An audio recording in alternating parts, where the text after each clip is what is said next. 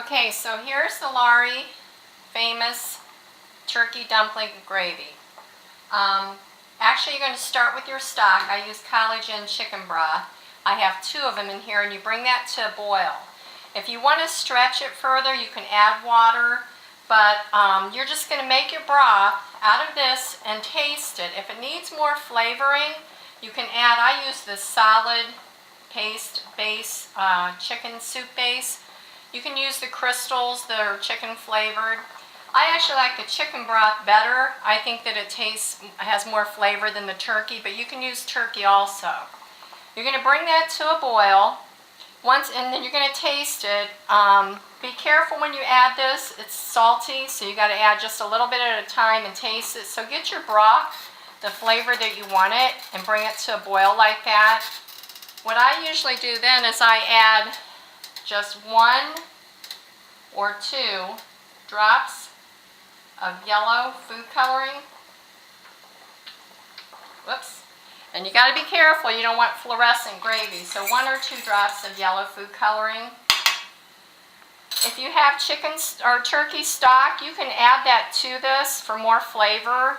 Right now I don't have my turkey done, so I'm not going to use it, but 3 cups of all-purpose cooking flour. You're going to use 3 cups. For every cup, you're going to use an egg. So I have 3 eggs in here. You're going to put that in the center right there. You're going to take your fork and you're going to start mixing it around.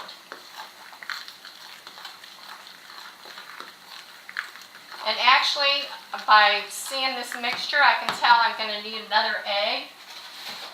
So I'm going to make it 4 eggs.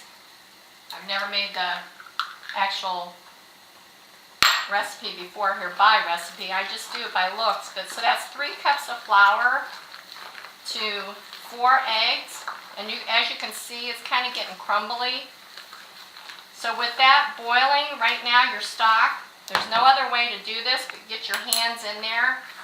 And you're going to kind of fluff this around. You're going to shake off the excess flour and you're going to sprinkle that in your boiling pot. You can make them bigger by squeezing them together here and there like that.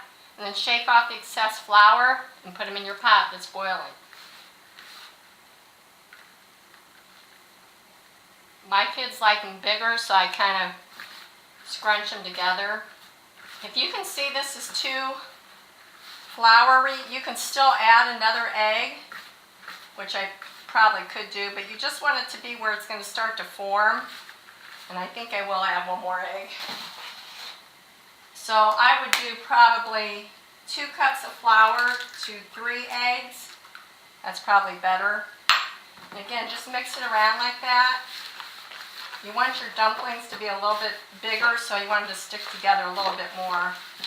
And that's just right there. So again, you're going to pick them up, kind of squeeze it together, shake off the excess flour, and just drop them in the boiling water. You can't mess this up. I mean, it's just according to how many dumplings you want. There's a big one. And you can stir your pot every once in a while, but that's it. That's the end of it. I'll go ahead and finish all the rest of this later, but you put it in there like that. You're going to stir them as they're cooking. Actually, that's a pretty good amount. But once you're going to bring it to a boil, you're going to let it simmer for about 10 minutes. Turn it down. I like to add pepper. I don't add no salt because the salt is pretty heavy in the broth, and if you use this. So once that simmers for about 10 minutes, you can actually thicken your gravy a little bit. And I just use water and flour. I make a little paste like that. You can see water and flour. And slowly add that to your gravy to the thickness you want it. But be careful, don't get it too thick because it thickens up as it sits. You can see how that's stopping the boil a little bit. So there we go. There's our dumpling gravy. And again, you can keep thickening it to however thick you want it. Just do a little bit at a time.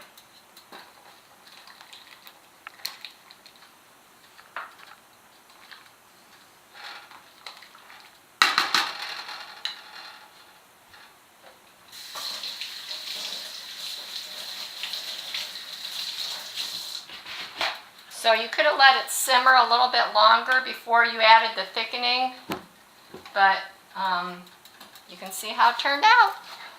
There we go. And there's a lot more left over, so I would do 2 cups of flour to 3 eggs. That should be plenty. Okay.